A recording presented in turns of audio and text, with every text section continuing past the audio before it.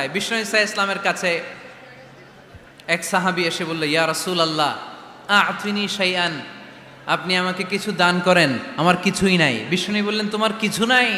সাহাবী বললেন, ইয়া রাসূলুল্লাহ ঘরে আমার শুধু দুইটি জিনিস আছে। কয়টা? চিল্লায় বলেন, কয়টা?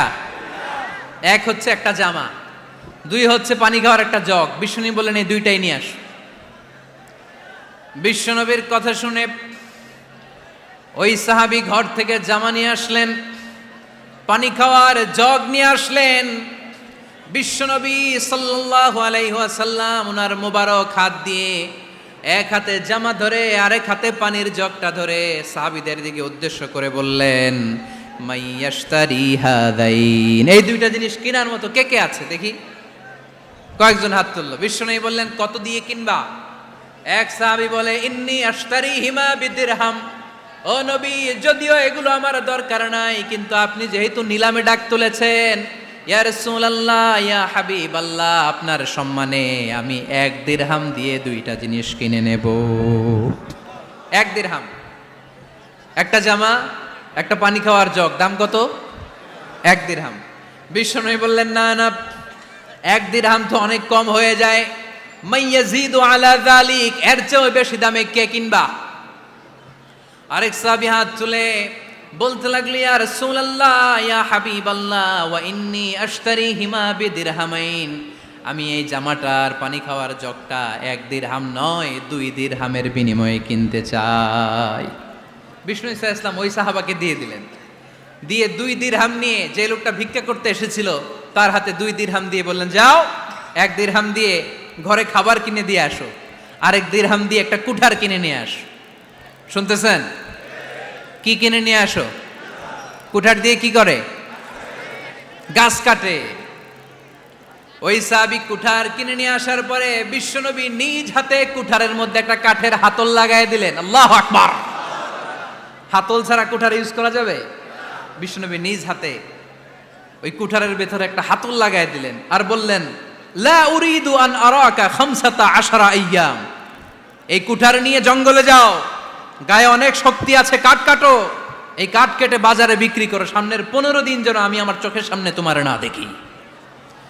বিশ্বনবীর পরামর্শ অনুযায়ী কুঠার নিয়ে ওই সাহাবী জঙ্গলে চলে গেলেন। কাঠ কেটে বাজারে বিক্রি করতে করতে 15 দিন পরে 10 দিরহাম নিয়ে বিশ্বনবীর দরবারে হাজির হয়ে গেলেন। 10 দিরহাম নিয়ে বিশ্বনবীর কাছে হাজির হয়ে গেলেন। সাহাবী এসে বলল, ইয়া রাসূলুল্লাহ এখন আর আমার ভিক্ষা করা লাগে না, আমার গায়ে অনেক শক্তি আল্লাহ দিয়েছে, আই এম ভেরি এনার্জেটিক, আপনার দেয়া বরকতের কুঠার দিয়ে আমি কাঠ কেটে কেটে স্বাবলম্বী হতে শুরু করেছি। সুবহানাল্লাহ পড়েন।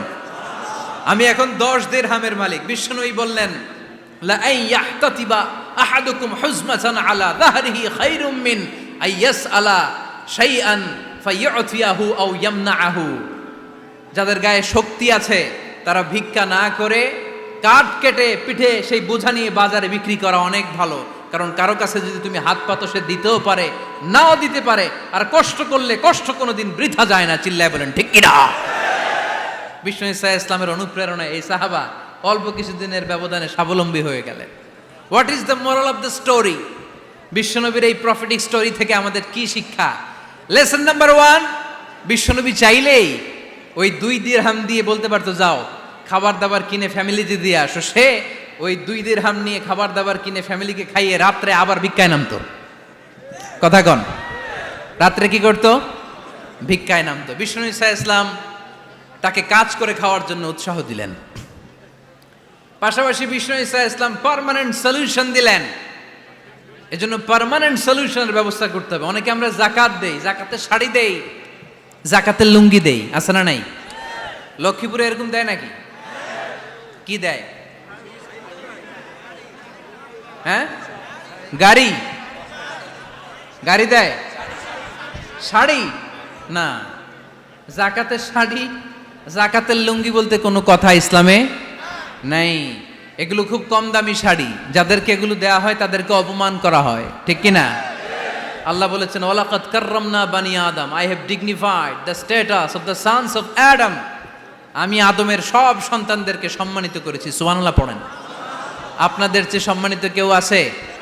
মানুষের চেয়ে সম্মানিত গোটা বিশ্বে আর কোনো মাখলুকাত আছে নাই।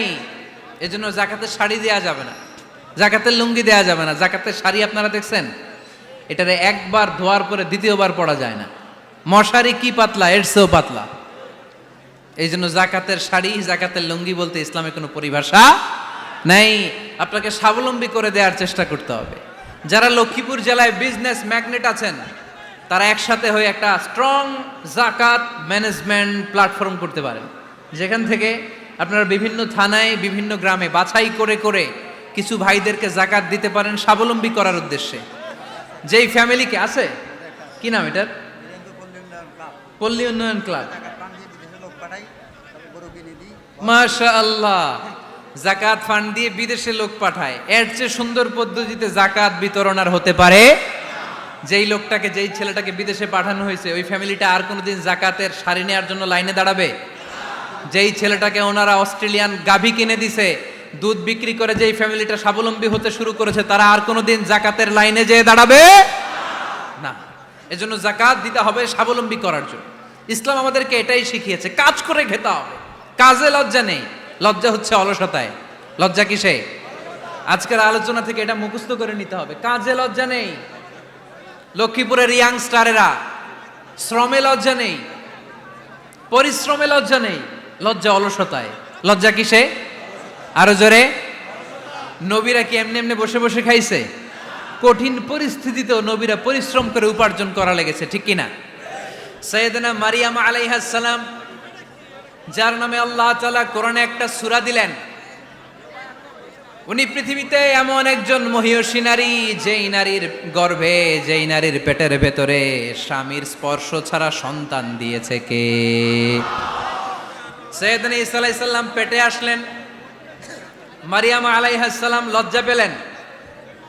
হায় হায়, কেমন করে এলাকাবাসীদের কাছে আমি আমার মুখ দেখাবো? বিয়ে করি নাই, স্বামী নাই, বিয়ে হয় নাই, স্বামী নাই, কিন্তু পেটে সন্তান চলে এসেছে। হায় হায়, এলাকায় কেমনে মুখ দেখাবো? লজ্জায় পড়ে মারিয়াম আলাইহিস সালাম এলাকা থেকে চলে গেলেন। কি অবাক করে কাণ্ড! বাচ্চা ভূমিষ্ঠ হওয়ার জন্য, বড় হওয়ার জন্য 6 মাস 7 মাস লাগে নাই, পেটে বাচ্চা আসার সাথে সাথে বাচ্চাটারে বড় করে দিয়েছে কে? সাইয়েদাতুনা মারিয়াম আলাইহিস সালাম এবার বসে পড়লেন, বুঝতে আরম্ভ করলেন প্রেগন্যান্সির পেইন উঠেছে। হঠাৎ করে পেট থেকে বাচ্চা ভূমিষ্ঠ হয়ে যাওয়ার পরে উনি কাঁপতে আরম্ভ করলেন। ক্ষুধার চোটে খাবার কিছু নাই, সামনে ঝর্ণা, উপরে একটা খেজুর গাছ। সাইয়েদনা ঈসা আলাইহিস সালামকে কোলে নিয়ে মারিয়াম আলাইহিস সালাম মনে মনে ভাবে, হায় রে, কেউ যদি একটু খেজুর পেড়ে দিত, এই ক্ষুধার মুহূর্তে আমি খেজুর খেয়ে পেটের ক্ষুধা নিবারণ করতাম। রব্বুল আলামিন মারিয়ামকে উদ্দেশ্য করে আয়াত নাজিল করে দিলেন, ওয়া হুজ্জি ইলাইকি বিজিযিন নাখলাতি তুসাকিত আলাইকি রতবান জানিয়া। কোরআন সাক্ষী, হুজ্জি ইলাইকি বিজিযিন নাখলা, এর মানে হচ্ছে মারিয়াম, কেউ পেড়ে দিবে না, একটু কষ্ট করে হাতটা উঁচু করে খেজুরের ডালা ধরে ঝাঁকুনি মারো, টষ্ট শেখ, কাঁচা পাকা খেজুর নিচের দিকে পড়বে, তারপর তুমি তুলে খাবে। সুবহানাল্লাহ পড়েন। আল্লাহ চাইলে অটোমেটিক্যালি কারামাত হিসেবে খেজুরগুলো নিচে ফেলতে পারতেন না? কথা কন, খেজুরগুলো অটোমেটিক্যালি নিচের দিকে পড়ছে? পড়ে নাই। আল্লাহ শিক্ষা দিয়েছে, যেই পরিস্থিতিতে থাকো না কেন, তোমাকে শ্রম ব্যয় করে, কষ্ট করে তোমার উপার্জন করতে হবে, রিজিকের বন্দোবস্ত করতে হবে। চিল্লায় বলেন ঠিক কিনা? ইসলাম আমাদেরকে এটাই শিখিয়েছে, কাজে লজ্জা নাই। আবার বিশ্বনবী বললেন, ইন খামাতিস সাআ ওয়া ফি ইয়াদি আহাদিকুম ফাসিলাতুন, তোমাদের কারো হাতে যদি একটা চারা বীজ থাকে, সে যদি দেখে কিয়ামত হতে শুরু করেছে, ফাইন ইসতাতাআ আন ইয়াগরিসাহা ক্বাবলা আন তাকুমাস সাআ ফালইয়াগরিসহা। কারো হাতে একটা চারা বীজ নিয়ত করেছে, চারা বীজটা রোপণ করবে। ইন দ্য মিন টাইম দেখলো কিয়ামত হতে শুরু করেছে, বিশ্বনবী বললেন, যদি তোমার সুযোগ থাকে কিয়ামত হওয়ার আগে চারা বীজটা রোপণ করে দাও। কথা বুঝতে পেরেছেন? আপনার হাতে একটা চারা বীজ, আপনি প্ল্যান করেছেন এই চারা বীজটা রোপণ করবেন। ইন দ্য মিন টাইম দেখলেন কি হওয়া শুরু হয়েছে? ইযা জুলজিলাতিল আরদু জিলজালাহা, দ্য বিগেস্ট আর্থকোয়েক, ভূমিকম্প শুরু হয়েছে, কিয়ামত হয়ে যাবে। বিশ্বনবী বললেন, কিয়ামত হইতেছে ওদিকে, আর তোমার হাতে যদি চারা বীজ থাকে দেরি করো না, কিয়ামত তোমার কাছ পর্যন্ত আসার আগে সুযোগ পেলে চারা বীজটা রোপণ করে দাও। ইসলাম শিখিয়েছে শেষ নিঃশ্বাস পর্যন্ত তোমাকে লড়ে যেতে হবে। এই পৃথিবীতে কেউ কাউকে জায়গা করে দেয় না, জায়গা করে নিতে হয়।